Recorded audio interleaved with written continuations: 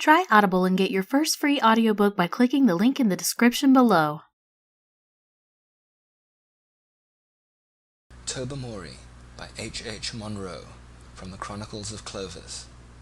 It was a chill, rain-washed afternoon of a late August day, that indefinite season when partridges are still in security or cold storage, and there is nothing to hunt unless one is bounded on the north by the Bristol Channel, in which case one may lawfully gallop after fat red stags.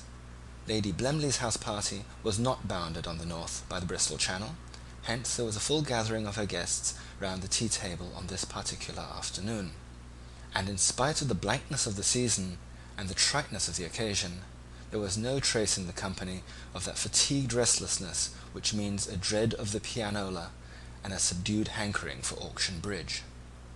The undisguised, open-mouthed attention of the entire party was fixed on the homely, negative personality of Mr. Cornelius Appin.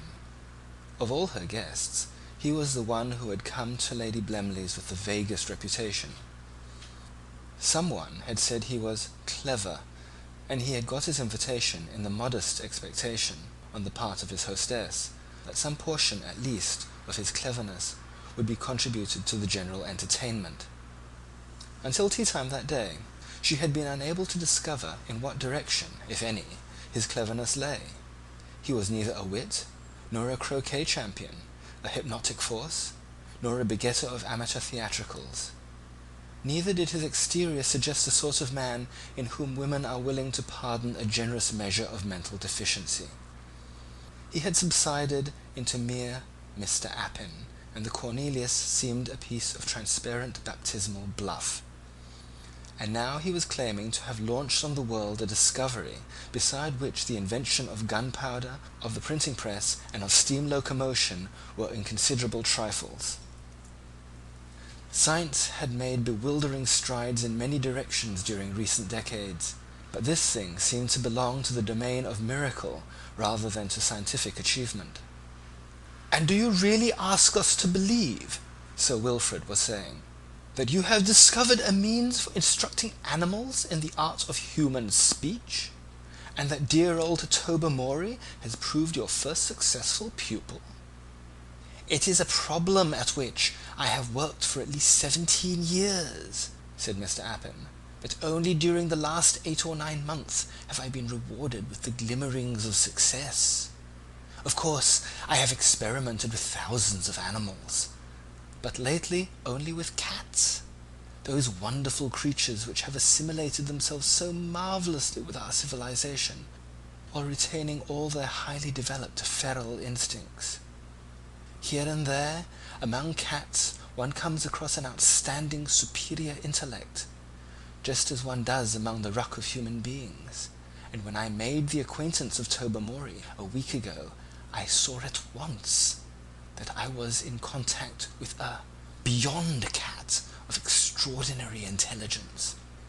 I had gone far along the road to success in recent experiments. With Tobermory, as you call him, I have reached the goal."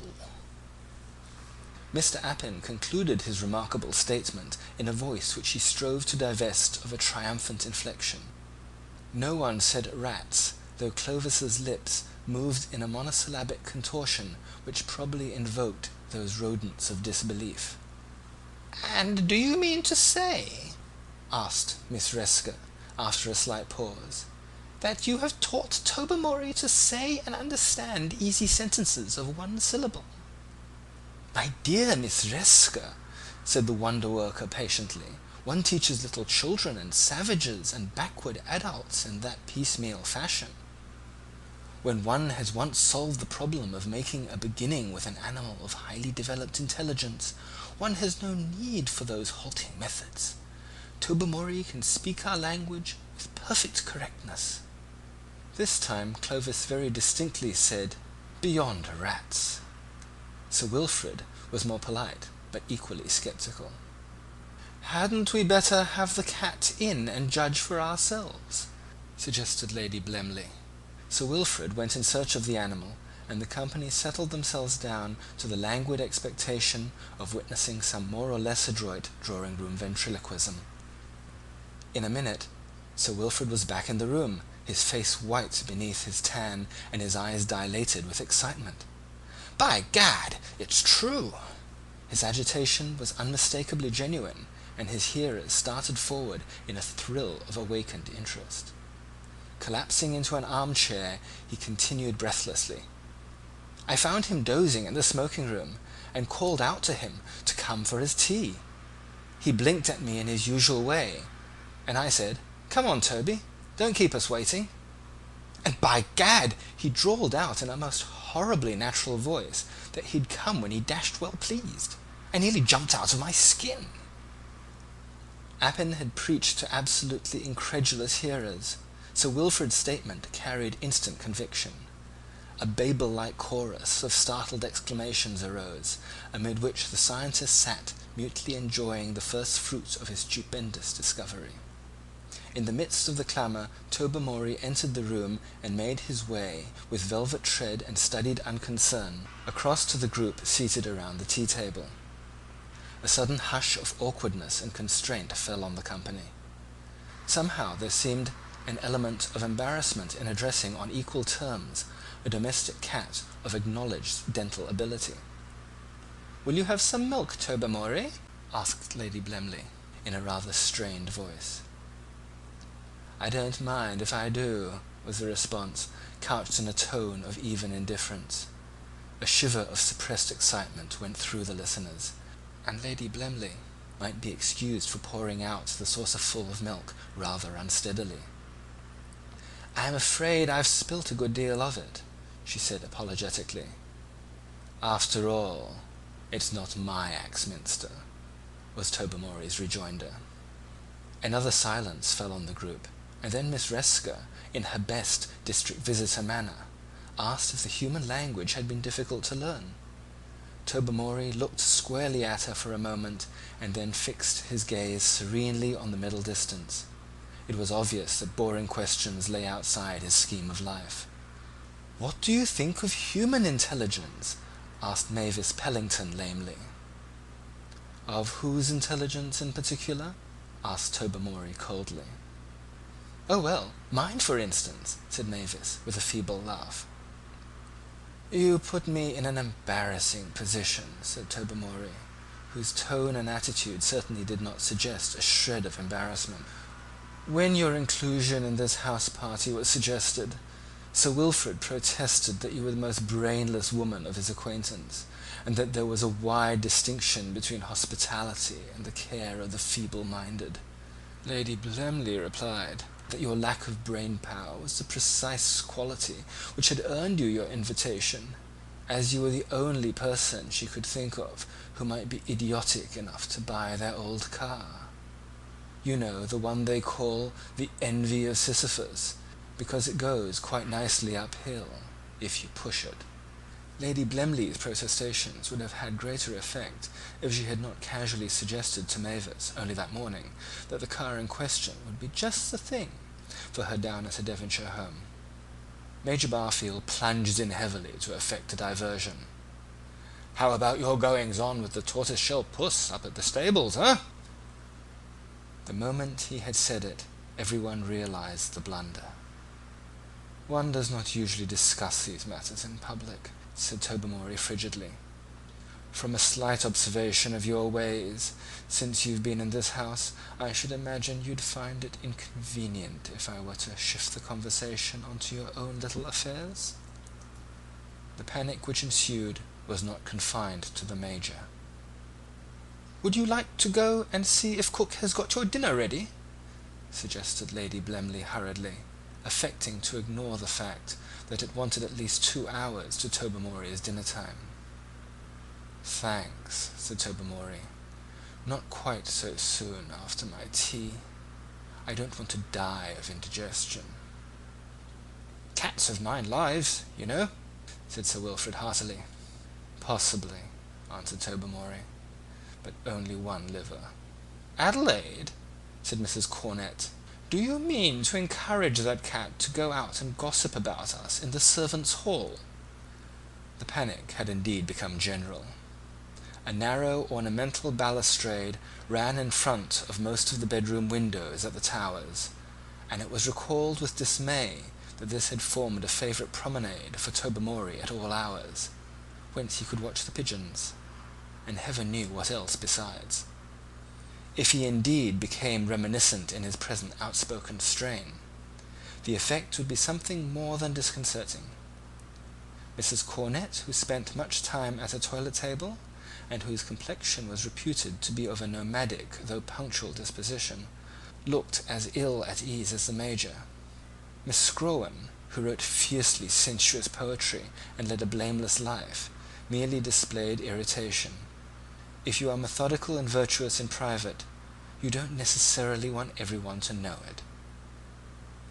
Bertie Van Tahn, who was so depraved at 17 that he had long ago given up trying to be any worse, turned a dull shade of gardenia white, but he did not commit the error of dashing out of the room like Otto Finsbury, a young gentleman who was understood to be reading for the church, and who was possibly disturbed at the thought of scandals he might hear concerning other people. Clovis had the presence of mind to maintain a composed exterior. Privately, he was calculating how long it would take to procure a box of fancy mice through the agency of the Exchange and Mart as a species of hush money. Even in a delicate situation like the present, Agnes Resker could not endure to remain too long in the background. "Why did I ever come down here?" she asked dramatically. Tobermory immediately accepted the opening. "Judging by what you said to Miss Cornett on the croquet lawn yesterday, you were out for food. You described the Blemleys as the dullest people to stay with that you knew, but said that they were clever enough to employ a first-rate cook. Otherwise they'd find it difficult to get anyone to come down a second time." "There's not a word of truth in it. I appeal to Mrs. Cornett," exclaimed the discomfited Agnes. "Mrs. Cornett repeated your remarks afterwards to Bertie Van Tahn," continued Tobermory, "and said, 'That woman is a regular hunger marcher. She'd go anywhere for 4 square meals a day.' And Bertie Van Tahn said..." At this point the chronicle mercifully ceased. Tobermory had caught a glimpse of the big yellow Tom from the rectory, working his way through the shrubbery towards the stable wing. In a flash he had vanished through the open French window. With the disappearance of his too brilliant pupil, Cornelius Appin found himself beset by a hurricane of bitter upbraiding, anxious inquiry, and frightened entreaty. The responsibility of the situation lay with him, and he must prevent matters from becoming worse. Could Tobermory impart his dangerous gift to other cats, was the first question he had to answer. It was possible, he replied, that he might have initiated his intimate friend the stable puss into his new accomplishment, but it was unlikely that his teaching could have taken a wider range as yet. "Then," said Mrs. Cornett, "Tobermory may be a valuable cat and a great pet, but I'm sure you will agree, Adelaide, that both he and the stable cat must be done away with without delay." "You don't suppose I've enjoyed the last quarter of an hour, do you?" said Lady Blemley bitterly. "My husband and I are very fond of Tobermory, at least, we were before this horrible accomplishment was infused into him. But now, of course, the only thing is to have him destroyed as soon as possible." "We can put some strychnine in the scraps he always gets at dinner-time," said Sir Wilfrid, "and I will go and drown the stable cat myself. The coachman will be very sore at losing his pet. But I'll say a very catching form of mange has broken out in both cats, and we're afraid of it spreading to the kennels." "But my great discovery," expostulated Mr. Appin, "after all my years of research and experiment." "You can go and experiment on the shorthorns at the farm, who are under proper control," said Mrs. Cornett, "or the elephants at the zoological gardens. They're said to be highly intelligent, and they have this recommendation, that they don't come creeping about our bedrooms and under our chairs, and so forth." An archangel ecstatically proclaiming the millennium, and then finding that it clashed unpardonably with Henley and would have to be indefinitely postponed, could hardly have felt more crestfallen than Cornelius Appin at the reception of his wonderful achievement. Public opinion, however, was against him.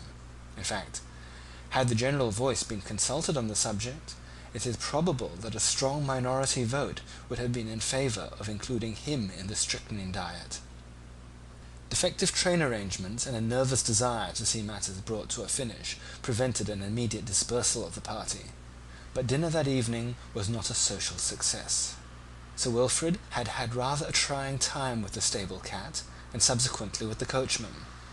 Agnes Resker ostentatiously limited her repast to a morsel of dry toast, which she bit as though it were a personal enemy, while Mavis Pellington maintained a vindictive silence throughout the meal.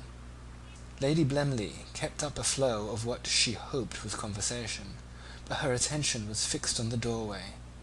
A plateful of carefully dosed fish scraps was in readiness on the sideboard, but sweets and savoury and dessert went their way, and no Tobermory appeared either in the dining-room or kitchen. The sepulchral dinner was cheerful compared to the subsequent vigil in the smoking-room. Eating and drinking had at least supplied a distraction and cloak to the prevailing embarrassment.